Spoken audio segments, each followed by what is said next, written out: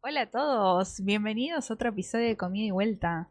Hola Ale, ¿estás ahí? ¿Estás en las Estoy acá, tinieblas? estoy en las tinieblas, hoy voy a estar desde las tinieblas, pero feliz de estar acá. Hoy tenemos un episodio muy especial. No nos vamos a anclar en ningún país particular, sino que vamos a dar una vuelta al mundo entero. No estamos en vivo, como pueden intuir y como pueden ver, pero no por eso nos vamos a dejar de recorrer y de viajar kilómetro a kilómetro por el mundo. Estamos grabando esto desde el limbo. Desde el limbo, desde el más allá. Y hoy vamos a viajar con todos los sentidos. Y como a mí yo soy muy esquemática, me gustan las definiciones, me gustan así las categorías, quisiera arrancar diciendo qué es viajar, ¿no? ¿Cuál sería la definición de viajar? Y viajar puede ser recorrer miles de kilómetros en avión, tren, auto, su medio de transporte de preferencia, ¿no? A otras ciudades, a otras culturas, a otros rincones del mundo. También viajar puede ser una parte más como más de ego, de donismo, ¿no? Que es sacarnos esa foto en ese lugar para decir yo estuve ahí, ¿no? Cualquiera que sea ese lugar, no sé, la Torre Eiffel, el Puente de la Mujer, el Caminito, donde sea, para marcar un punto más en nuestro pasaporte y en nuestra colección así viajística, por decirlo. Pero viajar también puede ser a través de una serie, ¿no? A través de una anécdota de alguien más o a través de un sabor que te transporte a otro lugar. Pero ¿qué pasa cuando viajar es algo más, ¿no? Cuando viajar es una forma de descubrir que la hospitalidad se encuentra en cualquier rincón del mundo, incluso en los rincones más desconocidos de los que menos se habla, ¿no? Y con este objetivo en mente, con esta idea, le vamos a dar la bienvenida a nuestros invitados que van a estar no acá presentes en Argentina, sino que están directamente desde Vietnam, en Hanoi. Tenemos 10 horas de diferencia. Y quienes vamos a hablar hoy es Dani Elías y Juan Calderoni J, que ellos viajan desde el 2009 y en el año 2013 iniciaron un viaje de más de 4.000 kilómetros desde Filipinas a Turquía, nada más y nada menos que a dedo, trasladándose en millones de vehículos y recorriendo el mundo de una manera particular. Y de eso se va a tratar nuestra entrevista, así que los invito a que se queden y que los escuchen. Hola, bienvenidos Dani y J a este espacio. Nada, quiero para mis oyentes que ustedes se presenten, yo ya los conozco, pero me gustaría que hablen ustedes. Bueno, primero que nada, muchas gracias por esta invitación, este espacio. Es un honor para nosotros estar acá presentes, acá transmitiendo desde Hanoi, Vietnam. Qué lindo. Somos viajeros argentinos, nuestro pasaporte dice que somos argentinos, pero somos ciudadanos del mundo por elección. Somos guía de turismo, en mi caso también soy diseñadora web. Viajamos por el mundo todo lo que podemos, así que, y bueno, lo transmitimos, tratamos de compartir todo lo que vamos viviendo. Y lo hacen desde diferentes proyectos, principalmente de la cuenta de Marcando el Polo. Y en mi programa nosotros lo que hacemos es viajar a través del mundo, a través de los sabores. Pero quiero saber para ustedes qué significa viajar con... Es un concepto súper amplio, pero ¿qué significa para ustedes? Para nosotros viajar básicamente es aprender y por eso es que viajamos desde hace tanto tiempo, eso es lo que nos motiva a viajar. Nosotros empezamos a viajar en 2009, que nos fuimos de Argentina, eh, con una idea completamente distinta a la que se fue transformando con los años. Simplemente era irnos a estudiar inglés con una working holiday a Nueva Zelanda. Después eso fue mutando porque a medida que íbamos viajando nos íbamos dando cuenta cuánto desconocíamos, que por ahí es al contrario de lo que alguien puede llegar a pensar, de que, bueno, a medida que vas viajando, vas aprendiendo un montón de cosas, sí, pero también te vas dando cuenta de todo lo que te falta por aprender. Entonces eso es lo que nos fue motivando, principalmente el querer seguir aprendiendo y la curiosidad. Eso para nosotros es viajar, ese es nuestro motor y eso es lo que nos lleva a viajar por los lugares que viajamos, por las culturas completamente o tan distintas a las nuestras, por más que siempre uno cuando va viajando va encontrando similitudes con la cultura que lo vio nacer a uno, pero no, nos sigue motivando eso, el querer seguir aprendiendo, seguir teniendo curiosidad y seguir abriendo la cabeza. Eso para nosotros es lo fundamental de viajar.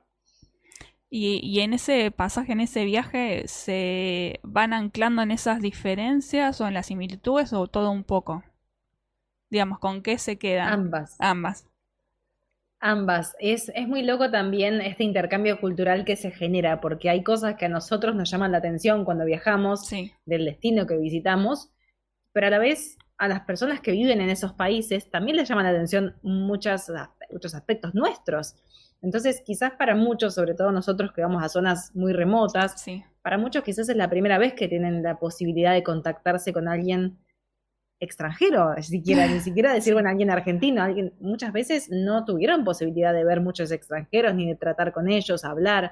Entonces, ese intercambio cultural que se genera es hermoso y es riquísimo. Sí, y muchas veces terminás aprendiendo de que hay cosas muy similares a tu cultura que no te las imaginabas. Por ejemplo, recuerdo viajando por Turquía en 2014, 2015, de estar por una zona que estaba recibiendo a muchos refugiados sirios en ese momento, que era uno de los momentos más graves de la crisis siria, y estaba recibiendo muchos refugiados sirios en el sur de Turquía, y de estar caminando por las calles de este lugar, ver muchos refugiados, y en ese momento empezar a ver paquetes de yerba, gente tomando mate, y decir, pero estos no son sudamericanos, no son argentinos, no son uruguayos, es gente de acá, eran todos sirios, tomando mate, nos acercamos, le dijimos que éramos de Argentina, y fue una de las primeras veces que en vez de decirnos Messi, Maradona o algún deportista, nos dijeron Argentina, mate, piporé, nos decían, que es la marca de la yerba que ellos consumen más, que es la que más se exporta y la que más se consume, y ahí empezar a aprender de por qué los sirios toman mate, cómo es que llegó el mate a Siria, y esas cosas que realmente te lo dan los viajes, que por ahí, estando en Argentina, nunca nos hubiésemos enterado, pero cómo el mate, que nosotros también lo consumimos, termina llegando a otro lugar del mundo tan lejano en kilómetros, pero tan cercano a su vez en cultura en muchos aspectos. Está bueno igual ese trabajo que hacen ustedes de cuestionarse, porque muchas veces justamente en viaje uno como que ansía mirar o observar un montón de cosas, captar lo más que pueda, pero hay cosas que quizás pasan rápidamente y uno no se detiene a pensar que hay más allá de esa tradición o cómo llega algo ahí. Y durante esos años de viaje se fue gestando lo que fue el proyecto de Eliminando Fronteras. Y nos quieren contar un poco más de eso. Yo acá tengo el libro, tengo los 2 libros. Ay, qué bueno, qué bueno. Sí, fue un proyecto que surgió, en realidad primero hicimos un viaje a Irán en 2010 y claro, la gente nos decía, no, porque Irán va a ser muy peligroso, están seguros de ir ahí. Bueno, después de ese viaje, que fue uno de los viajes más increíbles y transformadores de nuestras vidas, dijimos, bueno, vamos a ver qué hay más allá. Nos enamoramos de Asia y dijimos, vamos a ver qué hay más allá de las fronteras y ver el potencial humano que tiene cada país, ¿no? Entonces nos propusimos cruzar Asia de punta a punta, a dedo, de Filipinas hasta Turquía, justamente a dedo para poder tener que estar confiando en la gente todo el tiempo y mostrar que más allá de las noticias que a veces nos llegan, estas noticias que siempre llega lo malo, nunca llega lo bueno, de demostrar que hay mucha más gente buena que mala en el mundo, solamente que la mala hace más ruido. No decimos que no hay gente mala en el mundo, lamentablemente sí lo hay, pero es muy poquita en comparación a toda la cantidad de gente buena que hay en el mundo y de que pasan cosas extraordinarias cuando nos proponemos a viajar de forma distinta y abrirnos a que las cosas pasen también, ¿no? Porque cuando viajamos de una forma muy estructurada, no damos lugar a que sucedan cosas, ¿no? Y ese acercamiento con la gente. Así que bueno, fue un proyecto de 47.000 kilómetros que hicimos a dedo durante 3 años por 24 países y que de ese proyecto surgió el libro Eliminando Fronteras, que bueno, contamos todo lo que los medios tradicionales por lo general no nos cuentan. Y antes de la entrevista justo Vale me preguntaba, ¿y cómo se movilizan? Y ahí justo les comentaba, y la verdad es un flash pensar que nada, que a dedo poder trasladarse de un lugar a otro y justamente como estar como dependiendo de la hospitalidad de la gente y justamente lo que decían ustedes, el mundo es más amable de lo que uno o de lo que nos intentan mostrar. Y de tanto de esos años viajando o anteriores, ¿nos podría contar 2 experiencias que fueron las más memorables? Es difícil elegir, imagino, pero las que quieran. Memorable por bueno, por malo, por lo que sea. Es que sí, hay miles y miles, la verdad que hay un montón.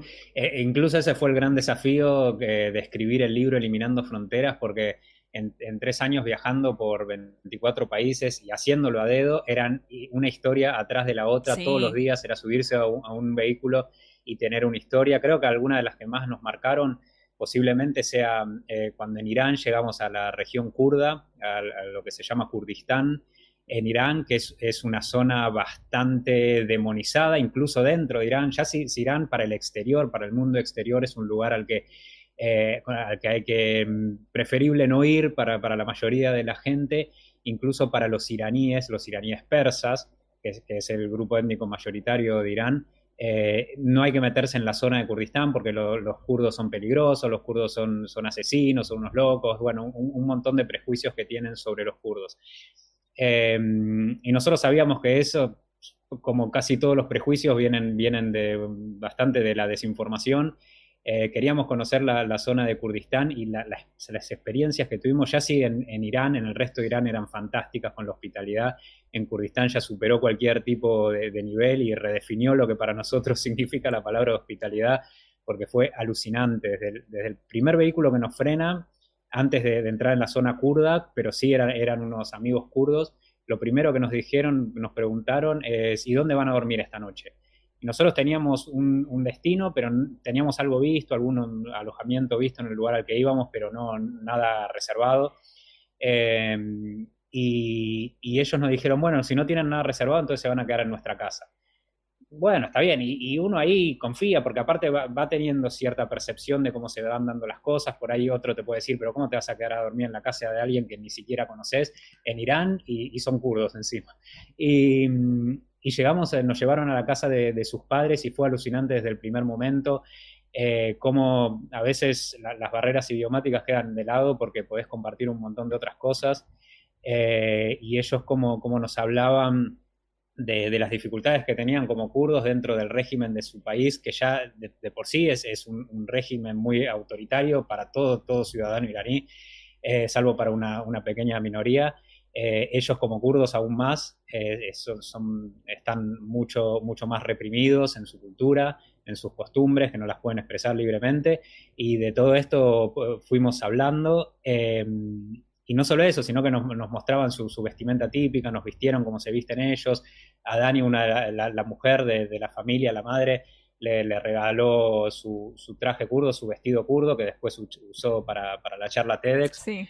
Y no solo eso, después al viaje siguiente fuimos a otra casa y lo mismo, una mujer le regaló a Dani otro vestido kurdo, así que andábamos con la mochila. En esos momentos que uno, cuando está viajando con mochila, Liviano. trata de llevarlo, claro, lo mínimo indispensable, pero esos regalos no los podés dejar por el camino porque te marcan, son la verdad que son cosas inolvidables, por más que sean objetos, que sea algo material, tiene toda una historia detrás y eso es lo que hace la diferencia. Ese creo que fue uno de los momentos clave, el de conocer a los kurdos, sí.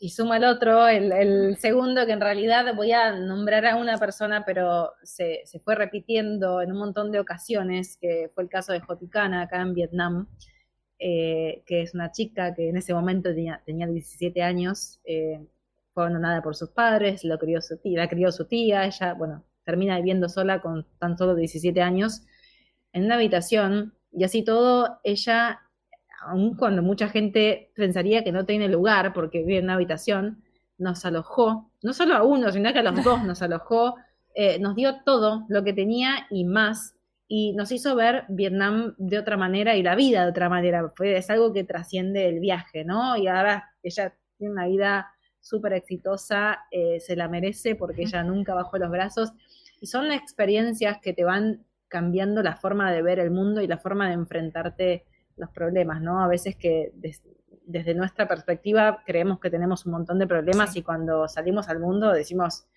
nos damos cuenta de lo privilegiados que somos, ¿no? Así que bueno, y ese caso de Joticana se fue repitiendo en un montón de lugares de gente que no tenía nada y así todo lo tenía todo. Así Sí. que bueno, fue muy lindo. Me sumo a preguntar desde el off, porque me genera mucha curiosidad. Ujú. En 47.000 kilómetros y 24 países, ¿se cruzaron argentinos? Nos cruzamos argentinos, sí, Pero hay países donde nos cruzamos más y otros menos. Por ejemplo, en toda la zona del sudeste asiático, Tailandia, Laos, Vietnam, Camboya, Malasia, Singapur, ahí suele haber más argentinos. Ya después, en el resto de los países, no tanto. En Japón muchísimo menos, Taiwán casi nada. En Taiwán lo que se daba curioso era varios taiwaneses que habían vivido en Argentina y Mirá. habían vuelto a Taiwán. Eso sí, que habían ido, habían crecido en Argentina o sus padres se habían mudado a Argentina en los 90, a principios de los 90, que hubo algunos programas con Asia, con Taiwán específicamente, y habían vuelto y hablaban español, tomaban mate, se dieron algunas situaciones particulares con eso, sí, pero taiwaneses eran, no eran, que habían vivido en Argentina, pero nacidos en Taiwán. Y cuando ustedes se cruzan con un argentino, ¿se lo cruzan y vienen en la misma onda que ustedes o a veces se lo cruzan diciendo, mirá, este turista viene? O sea, vienen en otro paradigma completamente distinto, tipo, y ustedes como diciendo, che, pero acá se vive distinto, es lo que hablábamos de incorporar lo local, y es como, no, me parece que este no pega tanto con el entorno. Hay de todo, Sí. hay de todo. Lo que suele suceder es que depende dónde te lo cruces, y no solo con los argentinos, sino con cualquier turista. Es distinto cruzarte a los turistas que están por ahí en las playas de Tailandia o en Bali, que hay de todo, obviamente, pero por lo general es un tipo de turismo que su interés principal es ir a la playa, pasarla bien, ir a un resort, relajarse, que está perfecto.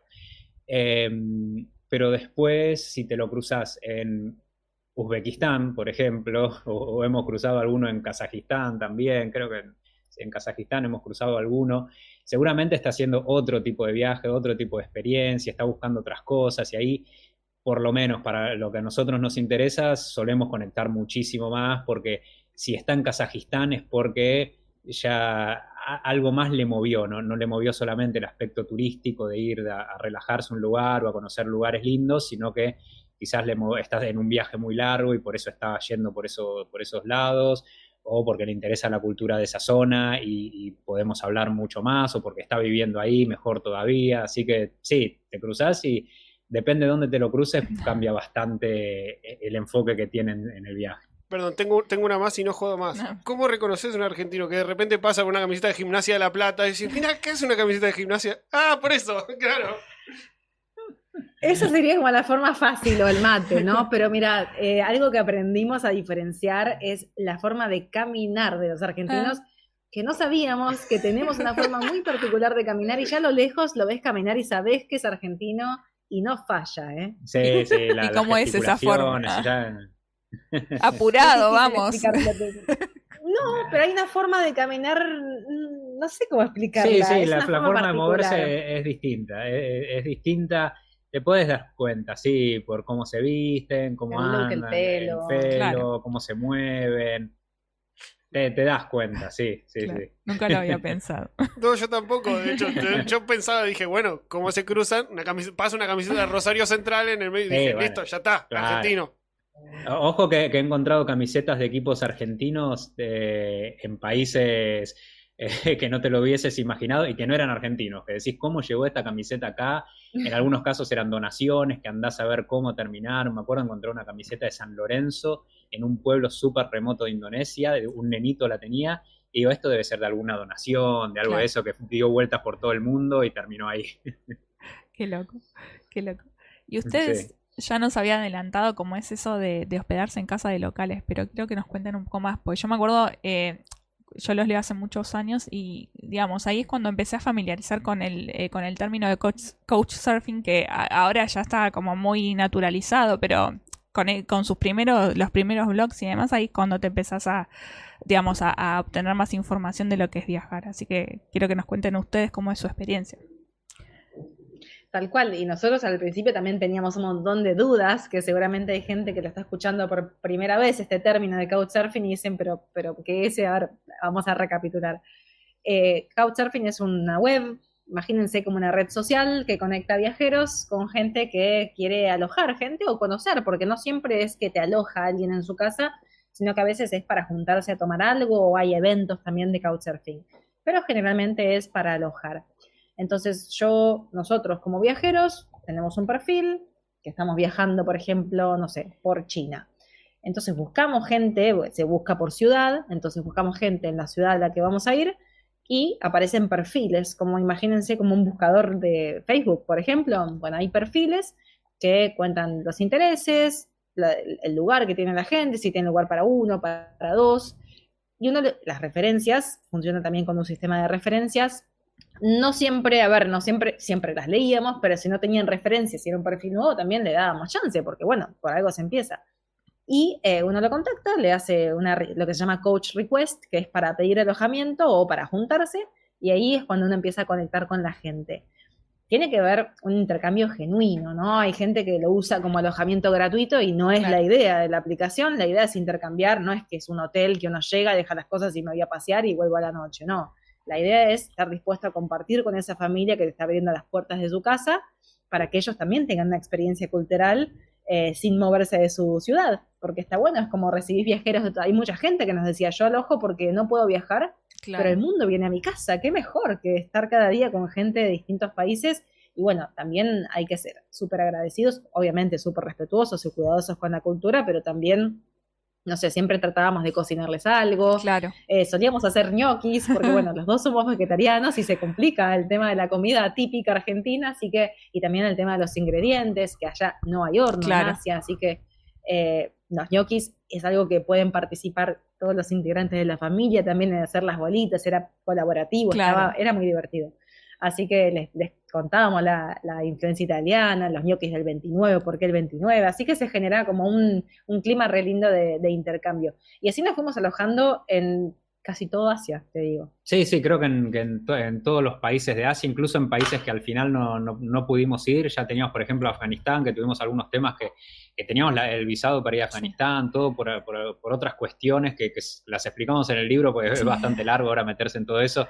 Pero incluso teníamos gente que nos estaba esperando para recibirnos en Afganistán, en todos los lugares. La verdad, hemos hecho couchsurfing en todas las ciudades y en todos los países. Y lo mejor de eso, lo fantástico, es que te acerca mucho más a la cultura del lugar, porque vos podés ver de puertas para adentro cómo vive la gente, no solamente ver desde afuera lo que pasa, sino entrar a la casa de la gente, compartir con ellos, entender, poder preguntar un montón de dudas que te pueden llegar a surgir y compartir tu cultura también. Me sumo nuevamente. Cuando uno rompe esa inercia y empieza a viajar de esa forma, ya se mete en la red y es más fácil. Es como, ya te avisan, te dicen, no, si vas a tal lado, alojate, y te van a avisar, digamos, te van produciendo el viaje antes. No es que te avisa gente de la red en sí, pero empezás a conocer más gente. Entonces, no sé, me alojó Merhad en una ciudad de Turquía y tiene el primo que está en otra ciudad, entonces te yo va te recomiendo conectando con el primo. No es que la red en sí, si bien sí te ayuda a tener más referencias, no es lo mismo tener una referencia que tener 100, entonces ya saben que es alguien confiable, ¿no? Que decir, bueno, son viajeros de verdad que están viajando, no es alguien que quiere venir a mi casa y robarme. Que ese es el principal miedo que tiene la gente, decir, bueno, pero te estás metiendo en la casa de alguien, ¿cómo sabes que va a estar todo bien? Primero, el instinto, uno se da cuenta, como que vas tanteando la situación. Después es si el perfil tiene referencias o si no tiene referencias pero está completo, si la gente le puso onda, si cómo es en la comunicación cuando te están respondiendo. Y también hay que tener en cuenta que no es el riesgo para nosotros como viajeros. Ellos están abriéndote la puerta de su casa entera. Entonces el riesgo tendría que ser para ellos, no para nosotros, que te abren la puerta entera. Sí, hemos conocido gente que incluso no estaba, nos había aceptado para recibirnos en su casa, y justo el día que nos iba a recibir se había tenido que ir por distintos motivos, y le ha dejado la llave a un vecino, a una amiga, y nos daban las llaves y quédense en mi casa por más que yo no esté, y quédense. Y nos ha pasado en China, nos ha pasado en distintos lugares, que nos hemos quedado en la casa de gente sin que ellos estuvieran en la casa. Eso es increíble, alucinante. Y después sí, a veces pasa que por ahí te recomiendan. Me acuerdo, había un caso de un japonés que le gustaba alojar a argentinos porque él era un fanático de Argentina. y claro, y después tenés un argentino conocido que va a viajar, que va a ir a Japón, y le decís, quédate en Kioto en la casa de este japonés porque es un fanático de Argentina. Y me acuerdo que fuimos a la casa en época de Mundial, vimos un partido de Argentina con él, en 2014, Mundial 2014, y él tenía toda la casa empapelada con cosas de Argentina. Nunca había ido a Argentina, pero era fanático porque había visto diarios de motocicleta, y quedó fanatizado con esa historia y su sueño era viajar a Argentina y me acuerdo, entrabas al baño y tenía un montón de cosas escritas, mi sueño es viajar a Argentina, Ay, algún qué día lindo. voy a ir en el baño para tenerlo siempre presente, decía, era alucinante, sí. Qué lindo. ¿Y siguen en contacto con alguno de sus hosts?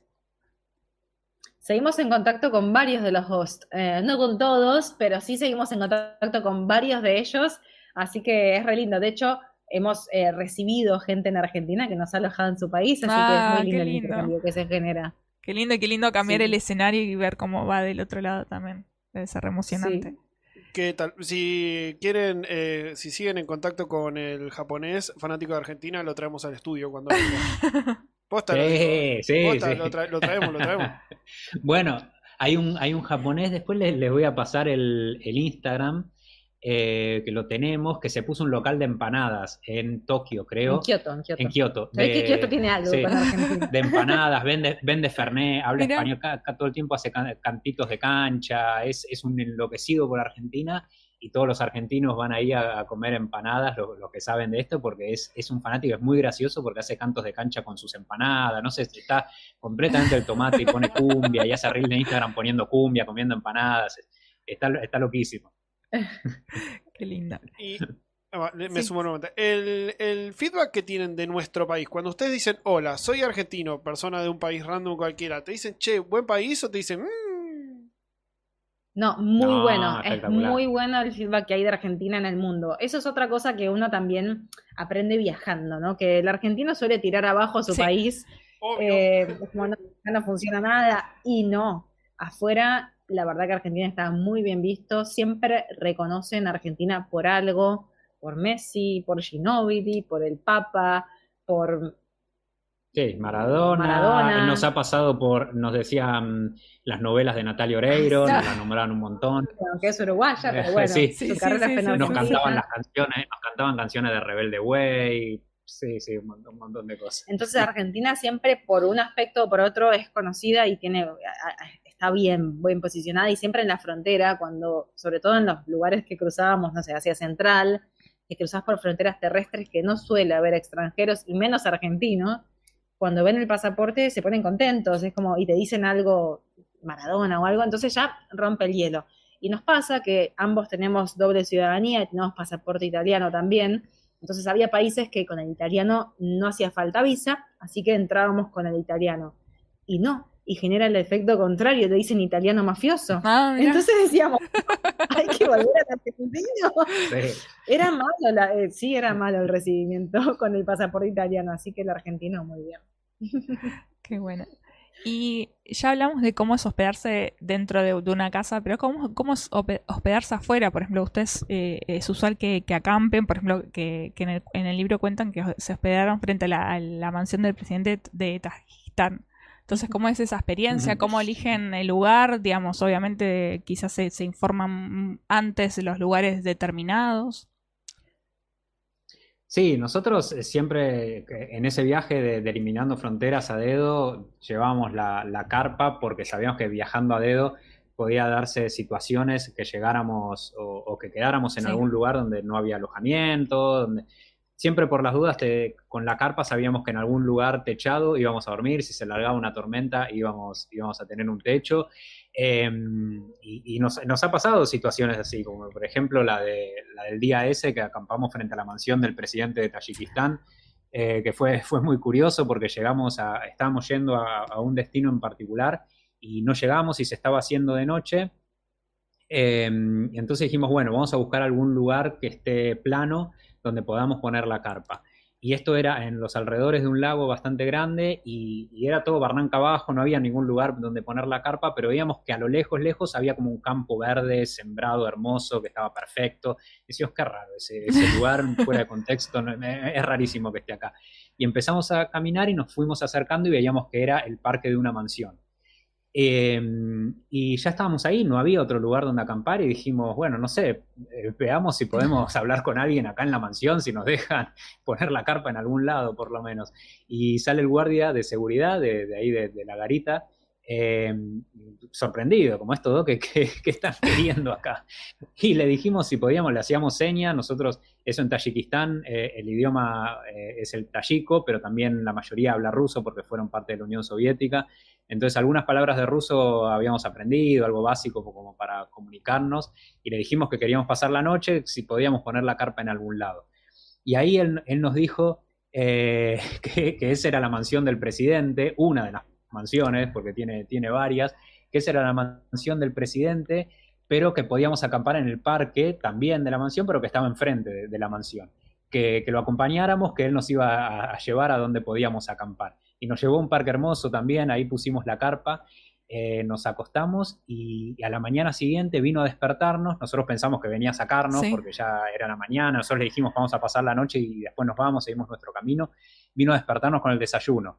¿No? Nos trajo té, nos trajo pan, se sentó con nosotros, nos explicó un montón de cosas del pan también, de por qué nunca se pone boca abajo en la cultura de ellos, que es una falta de respeto, nos servía té. Bueno, pasamos la mañana con el guardia de seguridad del presidente de Tayikistán, y fue también una de esas cosas, esas vivencias que te quedan grabadas, porque de estar preocupados por no saber dónde íbamos, sí, a pasar la noche, a tener ese encuentro que fue completamente casual y inesperado. Fue fantástico, y así nos han pasado un montón de situaciones, de dormir en iglesias también porque nos han invitado, o en casas de gente que te invita porque estás viajando a dedo y te dice vengan a mi casa. No sé, hemos tenido un montón, la verdad, de situaciones así acampando, de pensar que dónde voy a dormir, estar preocupado y que después terminen saliendo las mejores historias. Hablando de historias, justamente, ustedes obviamente tienen libros y demás.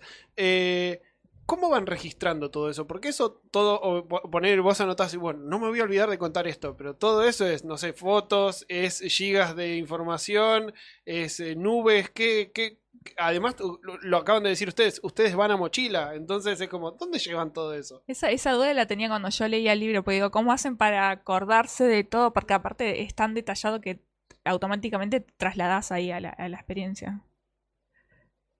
Bueno, primero eran cuadernos en papel, después por una cuestión física ya no pudimos seguir documentando todo en papel, si bien tenemos cuadernos que vamos anotando cosas, el grueso del contenido lo vamos anotando en digital, en las compus. Los dos viajamos con compus, trabajamos con la compu, así que se graba en la compu, se escribe en la compu, pero sí documentamos todo.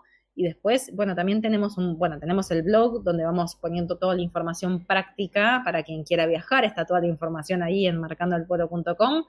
Y después tenemos un podcast también que es Viaje al Planeta Tierra, que también es otra forma de documentar lo que vamos viendo, que nos encanta. Así que bueno, esas son nuestras formas de ir documentando todo. Pero hay veces que no damos abasto, que decís, bueno, hemos llegado al punto de decir, no quiero que pase más nada hoy porque ya no puedo anotar más nada. Decís, quiero hacer stop. Claro, se nos empezaban a acumular historias, y viajando de esta manera, a dedo y quedándote en casas de familia, a veces no tenés tanto tiempo para ponerte a trabajar, y cuando tenés el tiempo por ahí estás liquidado. Esa es la noche cuando ya se van a dormir, que es como cuando empezás a documentar y a trabajar. Y ya estás muerto y te tenés que poner a escribir todas las historias del día, que por ahí en un mismo día, por ahí te subiste a 15 vehículos en un mismo día, te pasaron un montón de cosas, y ponerte a recapitular todo eso cuando estás cansado, a veces es complicado. Por eso es que viajamos lento, que a veces la gente nos dice, pero ¿cómo? En 3 años hicieron 24 países, en 3 años podés recorrerte todo el mundo, si querés, sí, está bien, podés, pero a nosotros nos gusta viajar de esta manera, viajar más lento, para ir documentando, para ir saboreando también más cada cosa que te va pasando y no corriendo de un lugar a otro. ¿Y cómo es un poco viajar actualmente, ¿no? Desde cuando arrancaron en 2009, ahora, ¿no? Con la guía Lonely Planet, que ahora tenemos datos, que ahora tenemos quizás traductores, ¿hay todavía lugar para el asombro? Digamos, por la manera particular que ustedes tienen, imagino que sí, pero ¿cómo cambia eso? Sí, cambió mucho la forma de viajar. De hecho, nosotros siempre lo charlamos cuando estábamos de viaje, de decir, bueno, ¿te acordás cuando viajábamos sin teléfono? Yo me acuerdo que dejábamos por ahí las mochilas y lo único que yo tenía de valor era mi portadocumentos, que tenía el pasaporte, algo de dinero en efectivo y la cámara de fotos. Eso era todo, no teníamos smartphone, no teníamos nada. Entonces, Ahora al final uno dice, estoy cargando un montón Claro. más de cosas de valor, tengo la compu, tengo el celular, tengo el disco duro, tengo la cámara de fotos, entonces uno empieza como a ir acumulando cosas.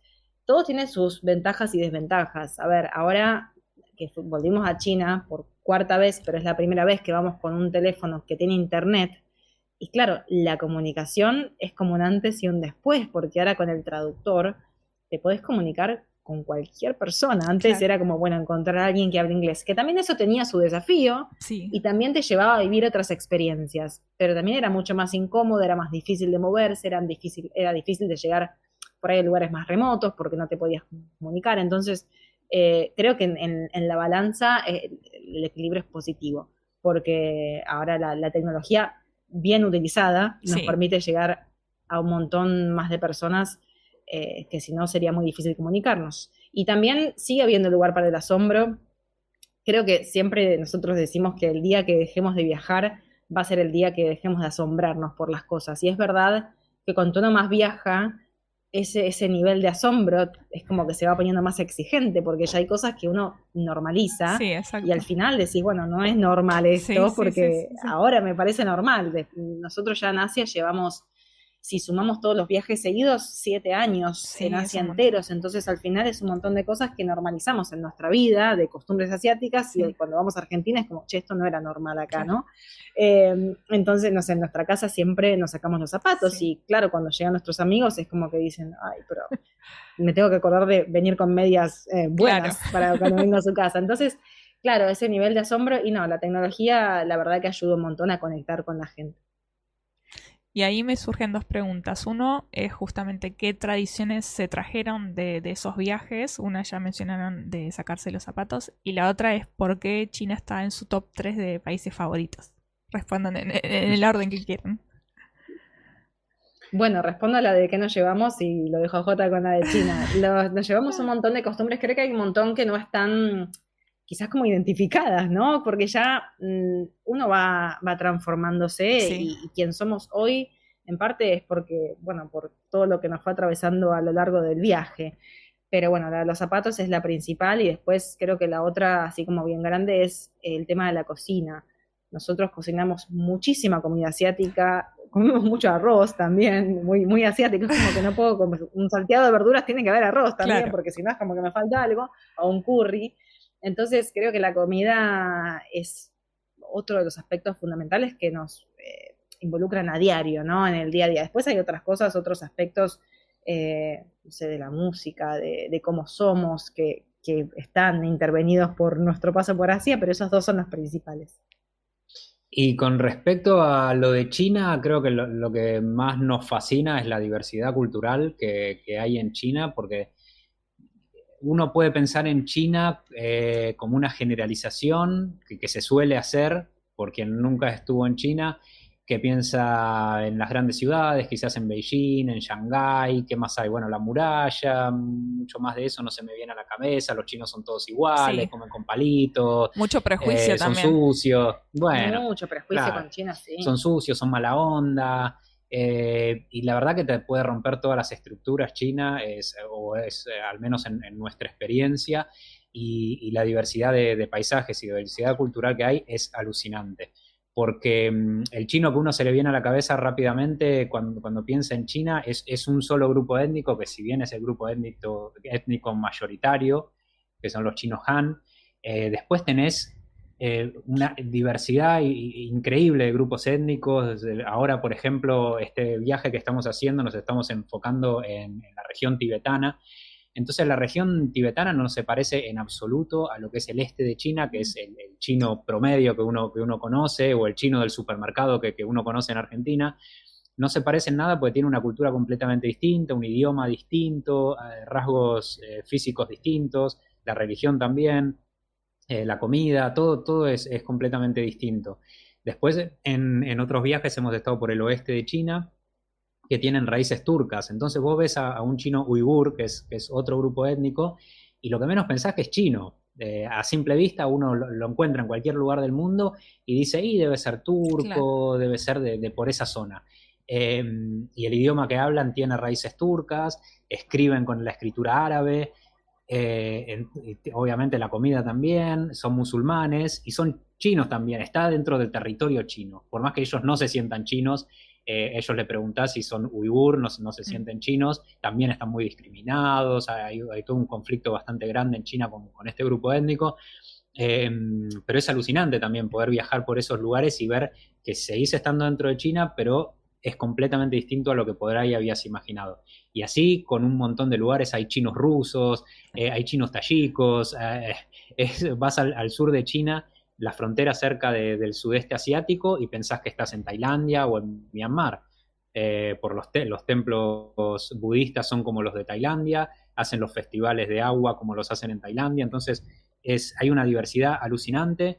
Los chinos son súper buena onda, contrario a lo que cree la mayoría de la gente. Siempre quieren ayudar al extranjero, al turista, se quieren sacar fotos con uno porque le llama la atención cuando salís de los lugares más masivos turísticamente.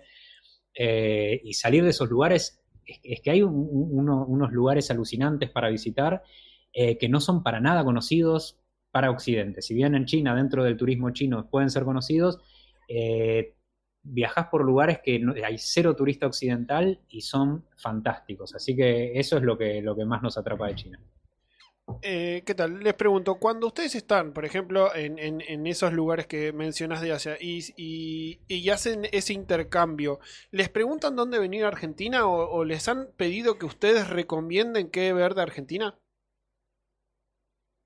Sí, nos pasa con gente que tiene interés en ir a Argentina. Quizás en Asia, a ver, Argentina les queda demasiado lejos, a ellos no lo ven como un primer destino. Los asiáticos primero viajan por su país, viajan por Asia, y para la mayoría el objetivo es conocer Europa. Como para el argentino, mayoritariamente también. Viaja por Argentina, por ahí viaja por Sudamérica, y lo siguiente es quiero ir o a Estados Unidos o quiero ir a Europa, a las ciudades más conocidas de Europa. Y la mayoría de los asiáticos también tienen eso, que quieren ir a París, que quieren ir a Barcelona. Bueno, Argentina les suena demasiado lejos. Y para muchos lo que le tienen bastante miedo al tema de la seguridad. En Asia la seguridad no es un problema en absoluto, la delincuencia es prácticamente nula en la gran mayor parte de Asia. Podés andar caminando a la noche tranquilamente, que no vas a tener nunca un solo problema, imposible de que alguien te venga a asaltar. Lo único que puede llegar a pasar, que así todo es muy muy raro, es que puede llegar a haber algo de carterismo en algún lugar muy turístico y muy en el que haya mucha gente, pero si no, la seguridad es 100%.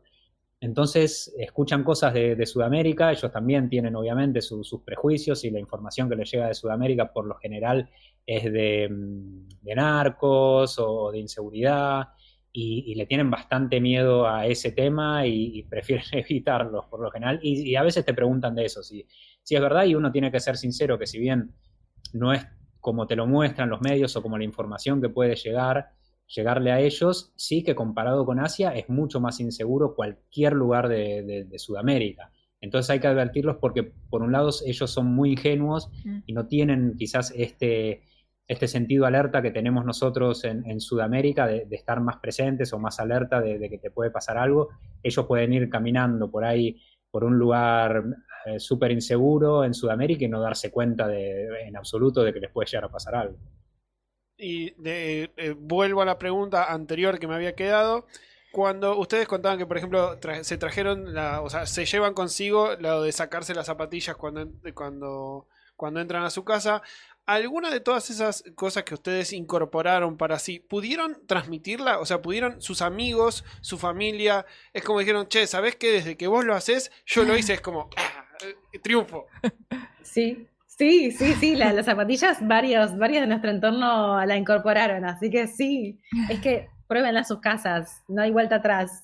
Bueno, yo aprovecho y le mando un abrazo a un ex conductor de la radio, Fabi, que trabajaba en el programa de diseño conmigo, que Fabi había vivido un año en Alemania y se trajo esa costumbre también. En la casa de Fabián hay que sacarse las zapatillas. Sí, es más, Sí. es más Perfecto. limpio, Sí. tiene un Él montón de llega, ventajas. se saca las zapatillas y anda en su casa en patas. Sí, una vez que ya educaste, entre comillas, a todo tu círculo cercano, al menos al que va más seguido a tu casa, ya está. ya saben que cuando llegan a nuestra casa, inmediatamente sacan el calzado. Nosotros compramos varias ojotas para el verano, varias pantuflas para el invierno, para no hacer sentir a nadie incómodo y que anden con eso. Muchos prefieren andar directamente descalzos, pero ya saben que van a la casa que hay que descalzarse.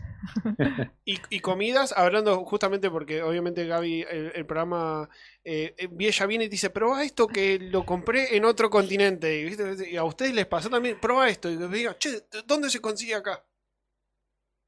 Sí, cocinamos mucho asiático, vamos mucho al barrio chino en Buenos Aires, Sí. es nuestro gran aliado porque nos salva para todas las recetas asiáticas que queremos hacer.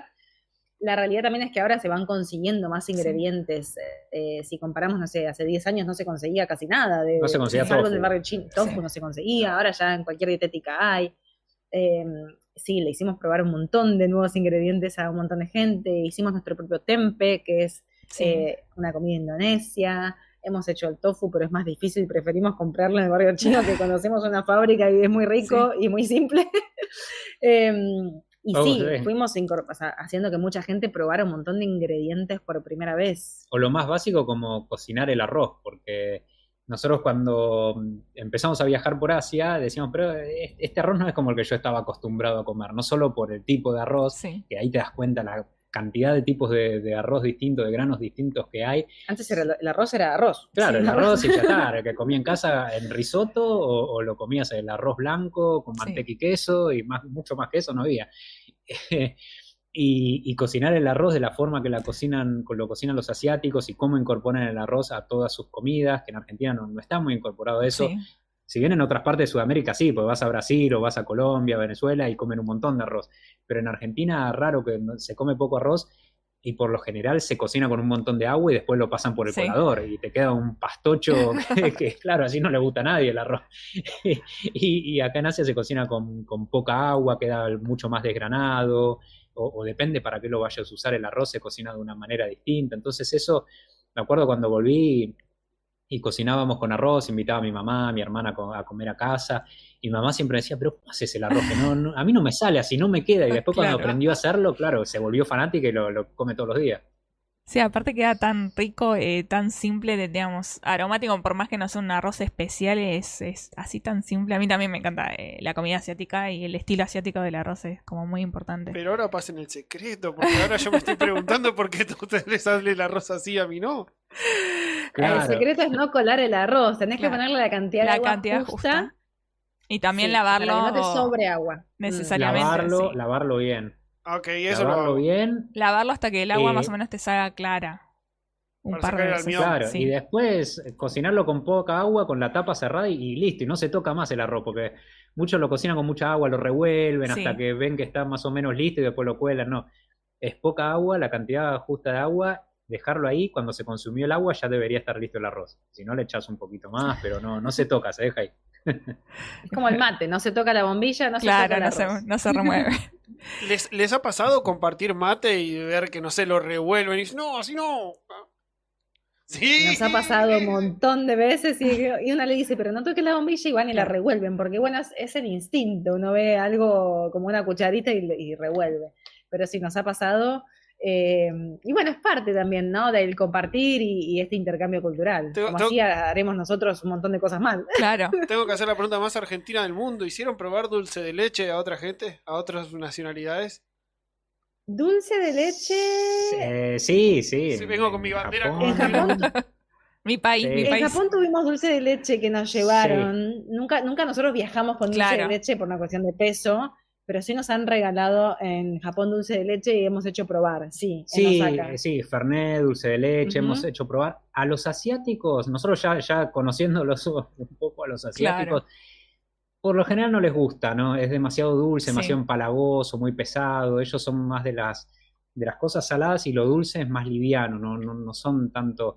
A nosotros no nos gustan raro el dulce asiático que nos guste, son pocos, no nos gustan mucho los dulces asiáticos. Y a ellos les pasa al revés. Lo prueban y dicen, esto es empalagoso. Le dimos, me acuerdo, de un alfajor cachafaz, creo que era un alfajor espectacular, a una chica coreana y a un iraní. Y me lo compararon con unos especie de alfajores que tienen ellos en Corea que son una porquería. El Choco Pie, seguramente. Sí, el Gaby Choco lo viste, Pie, ¿no? sí. Choco Pie era como... Sí. No, Sí, que yo no lo probé y no califican, me ¿no? gustó, sí. No, son malísimos. Y nos dijeron, sí, es como un Chocopie, Mira como, cómo- nada especial. No Y lo es, quería matar de vuelta. es. Escupí. No, escupí ese alfajor, me gasté Eran nuestros alfajores. últimos 2 alfajores que se Claro, los regalamos y los desaprovecharon. ¿Se consiguen productos argentinos por el mundo o es un hallazgo? Es como, uy, mira, ahí en el supermercado tienen X cosa o no. En el supermercado, mira, no me vas a creer, pero en Mongolia, en Ulaanbaatar, capital de Mongolia, encontramos, bueno, los bonobón sí se consiguen en todos lados, casi. En Asia es muy conocido, pero encontramos dulce de leche, yerba, caramelos, Arcor, galletitas surtido. Porque en Mongolia importa un montón de cosas. Después en el resto de los países asiáticos, no. Lo que sí se consigue ahora, la yerba. De hecho, acá en Hanoi hay 2 negocios que venden yerba. La yerba, bueno, y en otros lugares por los árabes también se consigue yerba, pero te diría que es lo único que se consigue. Sí, nosotros si tenemos que comprar yerba, tratamos de buscar negocios árabes primero, porque sabemos que hay mucha más chance acá en Asia que haya alguna tienda árabe que Argentina. Entonces, si hay una tienda árabe, seguro van a tener yerba, tienen mate, incluso en Turquía, tiendas árabes que tenían alfajores, pero alfajores no argentinos, sino que alfajores árabes, alfajores sirios. Sí, muy, muy curioso, dulce de leche, tenían todo. Hacemos eso, y si no, en las ciudades grandes de Asia, sí, a veces hay alguna tienda argentina o algún importador de té que tienen yerba también. Se está volviendo bastante más popular el mate. De hecho, el otro día acá en Vietnam fuimos a tomar un café. El dueño del café nos empezó a hablar cuando le dijimos que éramos de Argentina. Se puso súper contento y nos trajo unos vasos con mate cocido. Frío. Y nos dice, yo soy el único lugar en Vietnam que da, porque siempre acá con el café te dan té, como en Argentina te dan agua, acá te dan té frío. El único que en vez de dar té verde común, da yerba mate. Porque le preguntamos, pero ¿cómo fue que conociste el mate? ¿Por qué te gusta? Por el fútbol, porque yo soy muy fanático del fútbol y veía a todos los jugadores tomando mate y ahí me empecé a interesar, busqué a ver qué era y conseguí dónde comprarla y empecé a tomarlo y me encanta. Claro, nunca pensamos que del otro lado también nos pueden buscar. O sea, nunca pensamos que alguien curioso puede ver, o sea, De Paul tomando mate y que le genere curiosidad. Es re lindo ver ese feedback del otro lado. Claro, porque están todo el tiempo con eso. Claro. Sí, decía, soy fanático de Messi, lo vi tomando mate y tenía que saber qué era eso y quería probarlo. ¿Y qué peso tiene la comida a la hora de viajar, no? Para ustedes. Un montón. A ver, cuando en un país se come bien, ya la experiencia te diría que está en un 50% completa, claro, adentro. ¿no? Y sí, es increíble todo lo que se puede aprender a través de la comida. Nosotros, bueno, probamos de todo. Como te digo, somos vegetarianos, así que en ese sentido, mientras no tenga animales, comemos todo. Entonces estamos abiertos a probar cualquier cosa. A veces es complicado porque hay países que... En Mongolia, por ejemplo, cuando viajamos por Mongolia, por suerte no éramos vegetarianos porque casi que no hay comida vegetariana, tienen muy pocos vegetales, no crece nada por una cuestión climática, entonces se come mucho carne y grasa y harinas, básicamente es eso. Pero después en el resto de los países comemos mucho en los mercados, nos encanta cocinar. No sé, acá en Hanoi, que estamos un mes quietos en un departamento, vamos al mercado, compramos las verduras, cocinamos un montón comida local. Seguramente si lo ves local dice, ay, esto no se cocina así, pero cocinamos con ingredientes locales y nos encanta. Así que sí tiene un rol fundamental. Y también en Asia la comida es muy importante. En todo el mundo, ¿no? Pero en Asia también creo que le dan como extrema importancia. De hecho, lo primero que hace un asiático cuando está fuera del país es traerse su comida. Mucho más. El argentino también extraña la milanesa, extraña el pastel de papas, pero el asiático lo sufre más el tema de la comida porque para ellos es muy importante. Sí, lo ves incluso en los aviones que van cargando su comida y demás. Sí, sus noodles. Hace un ratito dijeron que no había horno, porque yo me quedé con esa frase, de hecho la anoté, dije, ¿cómo no hay horno? No hay horno, esto es verdad, no hay horno, en Asia no hay horno. No cocinan, todas las comidas asiáticas son salteados, se cocinan todo en cacerola o en sartén. no cocinan nada en el horno. Lo único que hacen al horno son cosas tipo de panadería. Y Pero, ahora se empieza a ver más, ¿eh? Yo me claro, acuerdo 2009 era todo no, vapor. y si hay una casa con horno es alguien de un nivel económico bastante alto, porque son muy caros los hornos acá, y lo usan solamente para eso, para hacer algo dulce, para hacer alguna torta. Si no, no, en ninguna casa vas a encontrar horno. No. No. ¿A horno a gas nos referimos o eléctricos? No. Ninguno, No, ninguno. No ninguno. hay ningún tipo de horno, es todo hornalla. Ok, estoy aprendiendo un montón. Sí, así que olvídate de hacer una pizza, si querés A la agasajar. sartén. Claro. La tenés que hacer a la Estaba sartén. pensando en exactamente eso. Claro. No, olvídate. Tenés que hacer otra cosa. Es que acá no comen casi, bueno, ahí ves el tema de la alimentación, no comen casi masas, harinas, Claro. no consumen. De hecho, la mayoría, muchos de los platos son sin gluten. Sí, sí. Eh, Claro, las masas son es muy quizás loco con eso. más harina de arroz y eso es más al vapor, Ujú. entonces como que sí, es verdad. Los fideos también, la mayoría, es muy raro ver fideos de trigo, los fideos son de arroz, Exacto. por lo general. ¿Y qué país los sorprendió gastronómicamente, el que les voló la cabeza? China creo que top China, con la diversidad que tiene, cada provincia tiene sus platos, así que China es increíble y Vietnam también. Sí, Vietnam es fantástico. A ver, Malasia nos gusta porque tiene la cultura. Malasia lo que tiene es que tiene 3 grupos étnicos principales, que son los chinos, los indios y los malayos. Entonces cada uno tiene su comida. Y lo que pasa, por ejemplo, en India te pasa que nos encanta la comida india, pero después de un tiempo te puede llegar a cansar porque es muy pesada, son todos curries muy, muy especiados, Claro. muy calóricos. Y hay lugares por ahí que viajás de India donde hace mucho calor y querés algo más liviano y no conseguís otras cosas que no sean así súper especiadas y súper pesadas y te cansa. Entonces en Malasia podés comer comida india auténtica, podés comer comida china auténtica, la comida malaya, entonces tiene esa diversidad. Un poco como Y Singapur después- también. Bueno, Claro, igual que sí, Singapur. igual que claro. Singapur, sí. Es igual que Singapur. Nada más que más barato, eso es lo que tiene Claro. Malasia, que es bastante más barato que Singapur. Tailandia también tiene una variedad de comida. Aparte, lo que nos gusta es la cantidad de ingredientes que usan, porque nosotros te das cuenta de la variedad que hay y de lo básico que se come en Sí, Argentina, que sí. si bien te puede gustar la comida argentina y todo, podés ser súper fanático de tus milanesas con puré, de lo que quieras, o del asado, pero después cuando empezás a ver la variedad de ingredientes que utilizan acá, de la cantidad de verduras, de frutas, de cosas distintas, de condimentos que se usan acá, te vuela la cabeza. La verdad que te activa los sentidos de una Sí. manera que por ahí no pensabas. Aparte eso da diferentes niveles de sabor, porque no es solo salado dulce, sino tenés dulce, salado, Sí. cítrico, picante y... Sí. Sí. Fantástico. Sí, en Tailandia eso se nota muchísimo Sí. porque todas las comidas son dulces, picantes, ácidas y agrias a la Sí. vez, es por la cantidad de ingredientes que se usan, sí, es fantástico. Les pregunto justamente por toda esa gama de sabores, ¿no? Ustedes comen X comida, no importa, en su lugar de origen.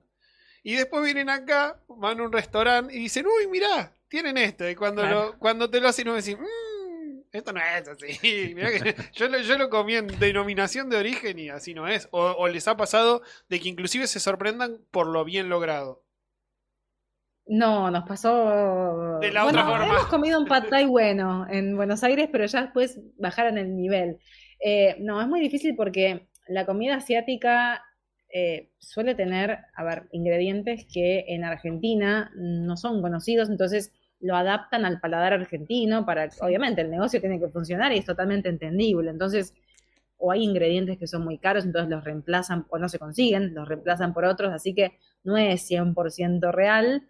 Hemos comido buena comida asiática en Argentina, sí, pero nunca es como comerla en destino, nunca. Lo único que podés llegar a encontrar, sí, en Buenos Aires, comida china bien auténtica, porque hay una comunidad china bastante grande. Entonces, cuando vas a lugares 100% chinos que no son para el público argentino, ahí comes comida auténtica china y que son todos chinos. Y que vas ahí y el menú ni siquiera está traducido. Hay lugares de esos, sí, son específicos, pero lugares de esos conseguís. Después cuando vas al restaurante chino que tiene clientela principalmente argentina, ya no, está muy Claro. adaptado. Podés comer rico, no quiere decir que no, pero no es igual al original. ¿Y les ha pasado? Les hago la pregunta al revés, de no sé, como decían ustedes, del restaurante chino que tiene como principal público oficinistas del microcentro, decís, bueno, pruebo esto, y cuando lo probás en el lugar decís, esto era, mirá lo que... Era como, llegan todos los demás sabores que decís, yo estaba probando algo traducido. Nos ha pasado, a ver, de viajar a través del paladar, sí, y nos ha pasado, por ejemplo, no sé, estar en Argentina y ir a un restaurante asiático y teletransportarnos a través de los sabores, sí, nos ha pasado. Esa sensación sí se llegó a lograr, es como, ¡ay, este sabor! Sí, ha pasado. Sí, comida de Medio Oriente sí hay buena, se Sí. puede conseguir buena en Argentina porque también hay una influencia Sí. de Medio Oriente bastante grande en Argentina, con sirios, libaneses, gente de Israel también, entonces podés comer muy buenos falafel, hummus, todo eso muy original, también se consigue, eso sí. Y me sumo una más, porque nosotros siempre hablamos de sabores y obviamente se habla de sabores por la comida, pero ¿ustedes reconocen aromas característicos? O sea, es como, este aroma característico es del sudeste asiático, este es del centro de Europa, es como, la comida huele a eso. Sí. Aromas de la comida y aroma en general de cada ciudad, sí. No te digo de todas las ciudades, pero sí nos pasa que, no sé, bajás del avión, salís del aeropuerto y decís, este es el olor a Tailandia. Sí. Acá en Vietnam todo huele a sopa de pollo. Todo huele a sopa de pollo. Vas caminando y es la sopa de pollo porque claro, la vida sucede en la calle. Entonces, Sí. las ollas gigantes con ese caldo de pollo están hirviendo en la calle. Y claro, las calles huelen a eso. Entonces, y en Tailandia que huele a picante. Así que, y eso que comemos picante, pero bueno, en Tailandia comemos mucho picante. Así que sí, esos olores característicos de cada ciudad, sí. En Sí, en China todo huele a comida. Sí, en India es una cosa, es muy, muy fuerte, bueno, por todas las especias que utilizan. Y no te hace falta irte a India para sentir el olor a India. A veces en el aeropuerto, me acuerdo de estar en el aeropuerto, viajar con aerolíneas de India y decir, ya estoy en India, ya me estoy sintiendo en India por el aroma, el olor que había. La gente exuda ese olor a curry, a comida, porque es muy fuerte la cantidad de especias que utilizan. Entonces, por lo general la gente ya tiene ese aroma indio y lo sentís.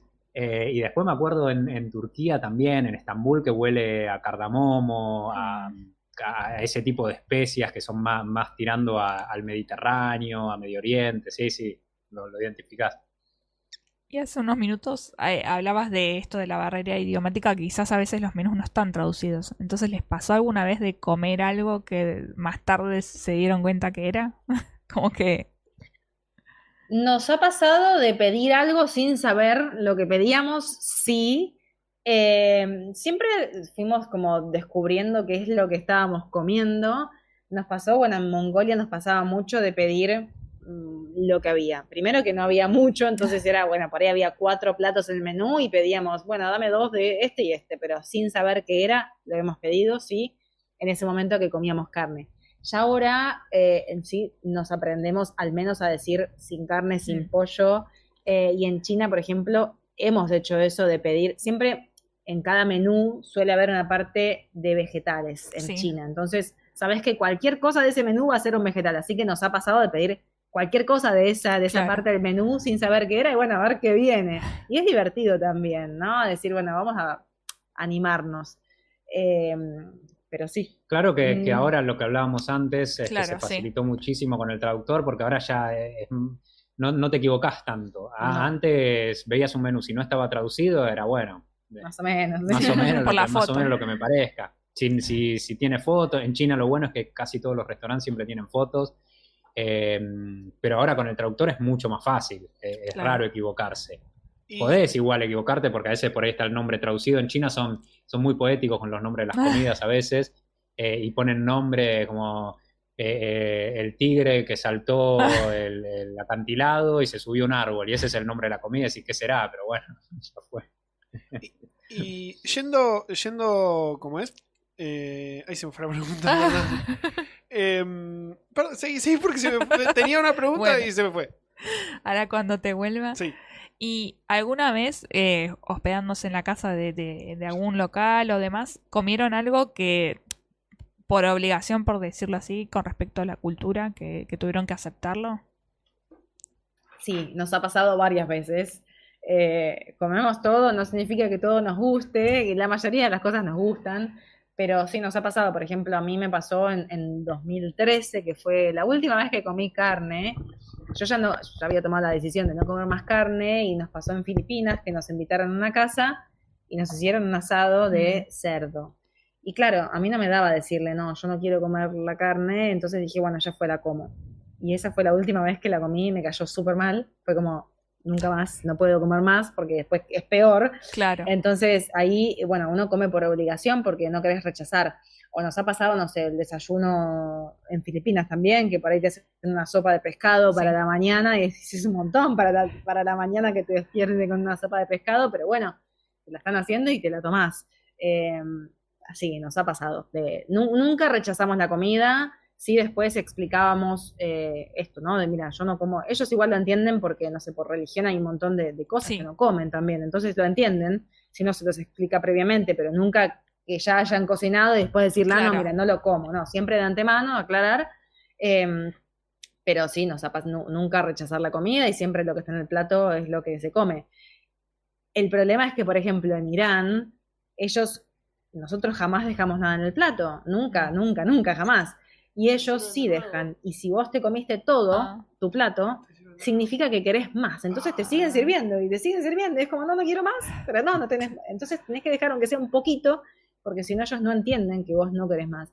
Así que bueno, son reglas culturales que uno va como aprendiendo sobre la marcha. A veces por las buenas y a veces no tanto. Retomo la pregunta porque justo con todo lo que dijeron me acordé de lo que iba a preguntar, miré las anotaciones. En la experiencia de comer, ¿no? O sea, se han encontrado, no sé, teniendo que comer con la mano, o teniendo que comer con palitos, o teniendo que comer, no sé, sentados en el piso. Bueno, todos los que acampamos alguna vez comimos sentados en el piso, es el menor de los problemas. Pero, tipo, ¿qué hago comiendo esto sentado, no sé, acá en el piso, en la calle en India? Es como... O sea, sí. Experiencias muy distintas a las que nosotros estamos acostumbrados a comer. Claro, y eso a nosotros es lo que más, también una de las cosas que más nos gusta, porque vas adquiriendo distintas costumbres. Después algunas te las llevas para tu casa y otras no, pero al menos las viviste. Costumbres y Hay gente habilidades. por ahí.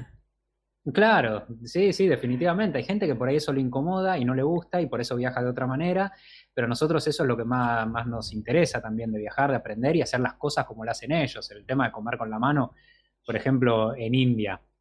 En India vas a comer a algunos restaurantes que no tienen la mejor higiene de todas. ¡Ay, y están todos comiendo, claro, y están todos comiendo con la mano. Y bueno, tenés que comer con la mano, pues no te van a traer cubiertos, y tampoco vas a sacar de la mochila unos cubiertos para comer, porque si no ahí ya se crea una diferencia bastante grande y nunca vas a conectar con la gente del lugar si vas a llevar tus costumbres a todos lados. Entonces vos, no sé, llevábamos toallitas húmedas y nos limpiábamos las manos con las toallitas húmedas y después nos poníamos a comer con la mano. Y por ahí eran comidas que yo preferiría no comerla con la mano, porque era arroz con curry que te empezaba a chorrear por todo el brazo y ellos lo ves haciendo una pelotita de curry y se la mandan en la boca.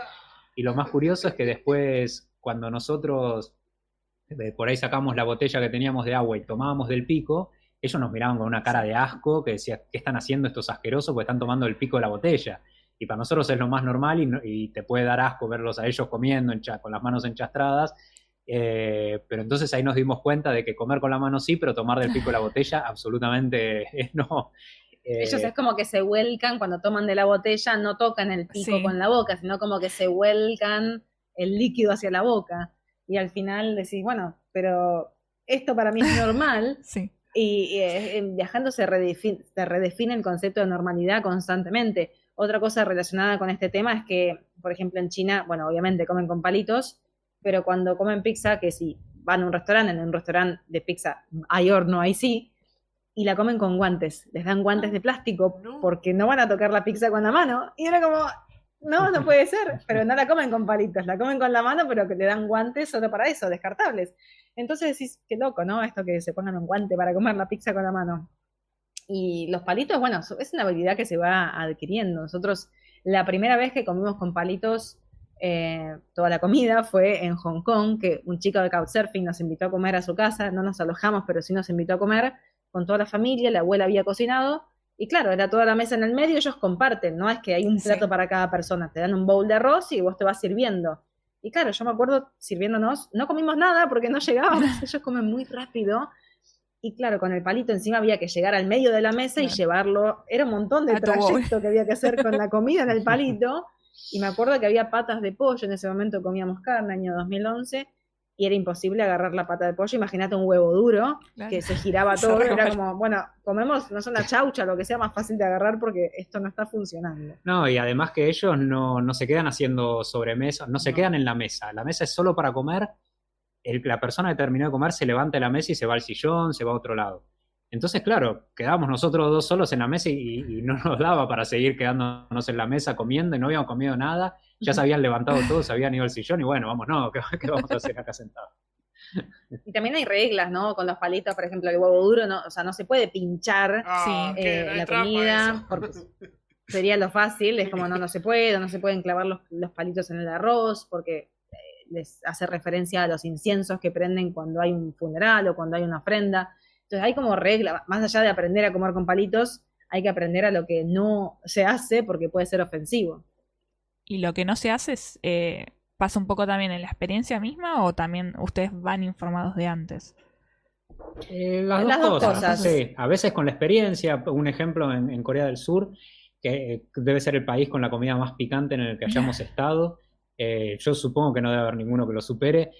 Y de comer mucho con gente de ahí, con coreanos, estar compartiendo la mesa, y claro, empezás a comer esos picantes, que te empieza a caer agua de la nariz, que sí. no lo podés contener, y está muy mal visto que vos saques un pañuelo y no que te suene, ni siquiera, que te seques la nariz, está muy mal visto. Tenés que irte al baño para hacer eso. Pero claro, no podía comer directamente, porque era todo el tiempo. Claro. Me caían las gotas porque no podía más. Y eso no se puede hacer. Si querés estornudar, si querés secarte el agua que te cae en la nariz, te tenés que ir al baño. Así que eso también lo aprendimos ahí, cuando nos dijo un coreano, nos dijo que eso no se hacía ahí.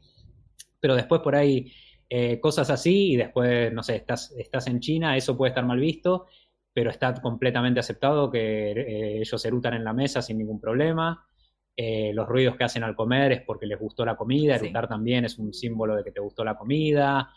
Así que hay cosas que las vas aprendiendo, viendo a los demás, preguntando, o de antemano averiguando algo. Su host, la persona que los recibe, usualmente es amable explicándole la diferencia cultural, o les ha pasado que les marquen algo de mala manera? Es como, no, esto no se hace. No, siempre fueron como muy amables, solo hubo un caso así como de choque cultural así medio tenso en China, porque habíamos aprendido a decir delicioso en chino, que era algo como haozi. Y claro, en China, el chino es un idioma tonal, por lo tanto depende cómo lo digas, significa una cosa o significa otra, y yo me acuerdo que estábamos comiendo y le dije a la señora, que era la mamá de nuestro host, le dije haozi, qué rico, delicioso, y nos miran, se callan todos, miran como, y yo digo, ¿qué pasó? ¿Qué dije? Y el chico, el host, nos dije, no, es que le dijiste que no te gustó la comida, y era como, no, por favor, claro, es como que, aparte mirá si le voy a decir que no me gustó la comida, le dije todo lo contrario, ¿cómo se dice? Es como decir, explicarle que le quise decir que estaba rico, y ahí fue como, bueno, no entendieron que yo le quería decir que estaba rico. Entonces a veces uno aprende medio a los ponchazos, pero no, nunca nos pasó que nos dijeran mal, esto no se hace. Una vez, pero no fue tan mal, igual en Japón, que en el transporte público no se habla, ellos no hablan, en Japón es todo como muy silencioso. Me quiero mudar a Japón. Que todo, no se habla, de hecho si alguien llama por teléfono a alguien, le suena el teléfono, no atienden ni hablan, sino que dicen, estoy en el tren, te llamo después, porque no se habla. Y claro, este chico estaba alojando a una chica chilena en Kioto, el chico que le gustaba Argentina también, bueno, este mismo chico. Y claro, estábamos en el tren con nuestro host, nosotros dos y la chica chilena, y nosotros estábamos hablando, y nos miraba con cara, el host nos miraba con cara de desapruebo, y después nos dice, no, es que no se habla, no pueden hablar en el tren. Nadie nos dijo nada, nos dijo cuando nos bajamos, pero era como, bueno, ahí aprendimos que no se habla en el tren, no se puede hablar. Entonces, bueno, son cosas que uno va aprendiendo. Igual se entiende que si vienen de parte de un extranjero, podés no saber, no es que te van a decir mal, no se hace eso. Es muy probable que no te digan nada y que te miren con cara de desapruebo y después vayas aprendiendo. Y después no lo hagas más, y bueno, así se aprende, para eso viajamos. Tal cual, tal cual. Y para ir acercándonos al cierre de la entrevista, que les agradezco mucho, ya que están anclados ahí en Vietnam, en Hanoi, qué curiosidades. Yo los vengo siguiendo en las historias, siempre que están en viaje los vengo siguiendo y digo, ay, quiero estar ahí. Pero qué curiosidades nos pueden traer hoy, algunas de lo que haya visto. Lo más curioso de Vietnam es el tema de las motos. Acá todos se mueven en moto y no frenan, aunque haya semáforos no frenan, así que cruzar la calle es una aventura. Hay que aprender a cruzar la calle, creo que es lo principal cuando uno viene a Vietnam. Hay que empezar a caminar sin prisa pero sin pausa, nunca te frenes, nunca corras y ellos te van a esquivar. Y confiar en el proceso que suele salir bien. Y después... Sí, bueno, aprender a moverse por las ciudades que son súper caóticas, las ciudades grandes. No hay veredas, por ejemplo, hay muy pocas o sea, veredas. hay, pero están ocupadas. Hay, pero sí, las veredas no tienen el mismo concepto que de nosotros. Puestos que la vereda callejeros. es claro, para que en la vereda para nosotros es para que el peatón camine, para eso Claro. es una vereda. Para ellos es para estacionar motos, para poner puestos callejeros. La vereda puede estar completamente cortada, puede ser extensiones de un negocio, extensión de una casa.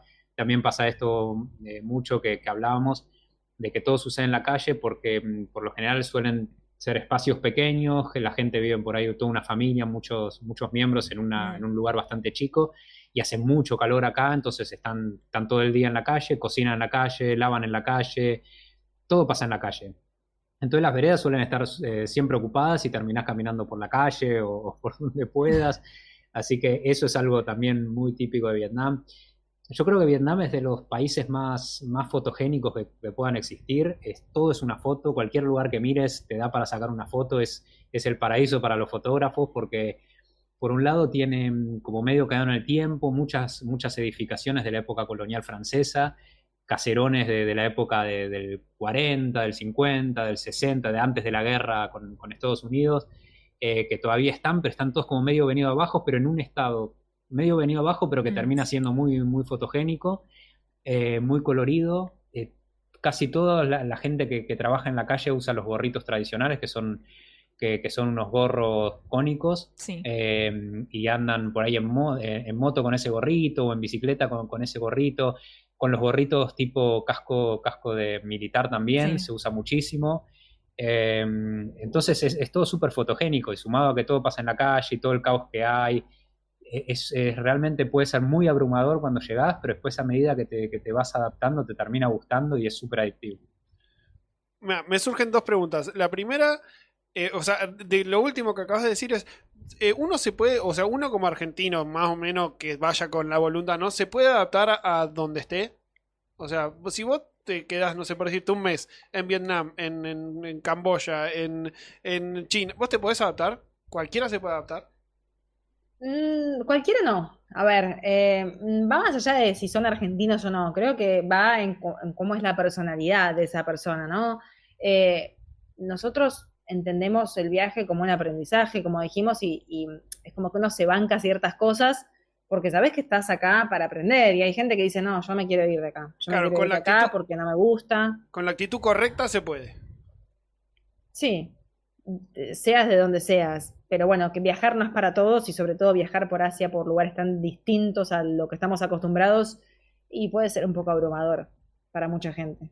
Y la pregunta que tenía antes justo es si, o sea, si uno que no viajó nunca, yo no conozco el sudeste asiático, y ustedes quieren recomendarle a una persona que no viajó nunca por el sudeste asiático, pero para viajar a su manera, ¿por dónde empezar?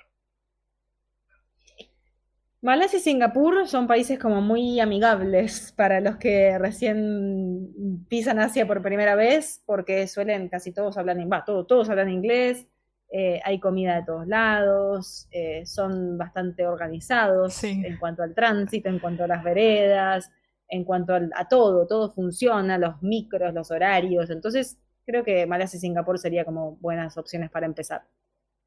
Muchas gracias. Sí, a mí me pasó, digamos, solo viajé 2 veces a Asia y sí, el primer destino fue Singapur y fue Tailandia y fue un poco abrumador, nada, las motos también, los cables, la gente, todo, Sí. pero tiene su encanto y nada, o sea, Asia es fascinante. Sí. Yo soy de las que también Sí. te caí bajo el encanto de Asia. Ay, una vez que una visita a Asia ya no puede salir. Sí, sí, sí, sí. Y también para ir despidiéndonos, nos gustaría que nos repitan de nuevo sus redes para que los escuchen, así como yo los escucho, su blog, su podcast nuevamente, su Instagram. Bien, el Instagram es @marcandoelpolo. Ahí estamos poniendo todo el contenido de los viajes.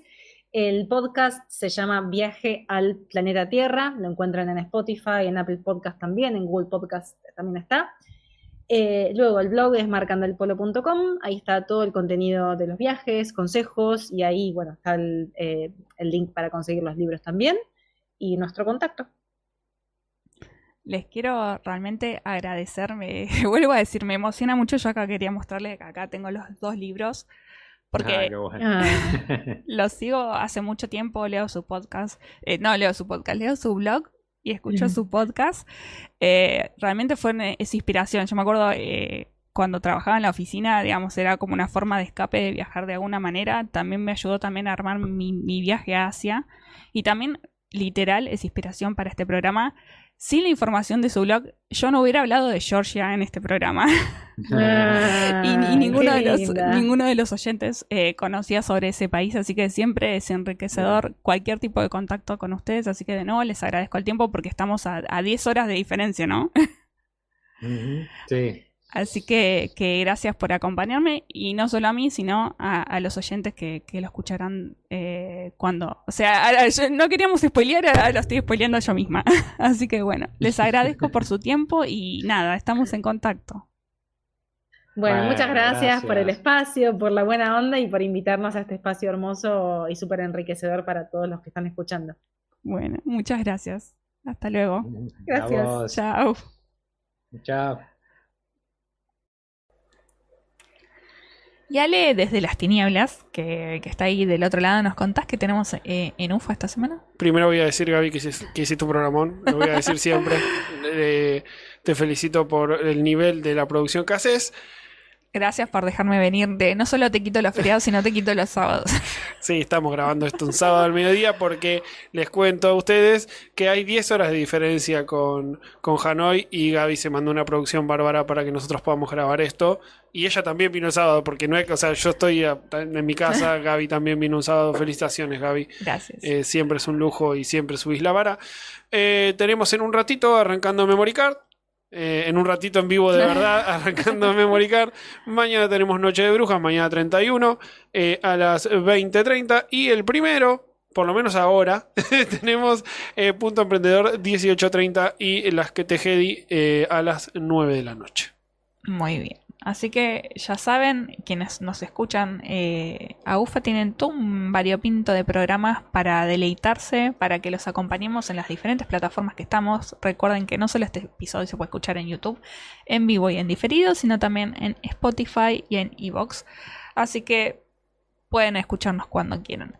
Y como justamente este programa no es en vivo, sino que va a salir en diferido, les quiero pedir un favor a los oyentes, a los que participan siempre y a los que nos encuentran de casualidad, que extraño los comentarios, extraño ese feedback con ustedes. Así que después de escuchar este episodio, mientras lo están haciendo, nos pueden dejar una opinión, su mensaje, que a mí me encanta leerlos, los recibo con mucho cariño, así que espero sus mensajes cuando hayan escuchado este episodio.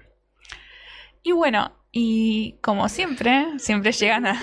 Todo tiene un final, y no sé si vos querés desde las tinieblas agregar algo. Gracias, Gaby. Gracias por subirnos la vara. Gracias por llevarnos en alma y corazón al otro lado del mundo, a conocer, a aprender. Es siempre un lujo hacer esto al lado tuyo. Gracias. No era para que me halagues, sino por si querías decir algo. Ese era mi cierre, yo quería halagarte. Bueno. Le mando un beso a Estela.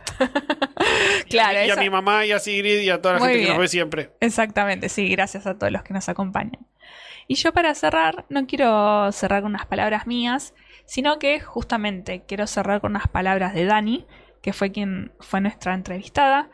en su charla TED El peligro de no viajar. Y quiero que lo escuchen atentos. Cada día hagan algo para conocer una cultura que desconozcan. Pueden ir a la mezquita, el barrio chino, el barrio coreano. Ir a un restaurante a probar comida típica de un país que ni siquiera sabían que existía. Estas acciones pequeñas pero poderosas nos van transformando en personas más tolerantes. Porque la frontera más peligrosa no es la que divide Siria con Turquía ni Irán con Irak, sino que la frontera más peligrosa es la que nosotros mismos creamos. Así que con estas palabras finales nos despedimos hasta el próximo viaje. Nos vemos en otro episodio de Comida y Vuelta. Adiós.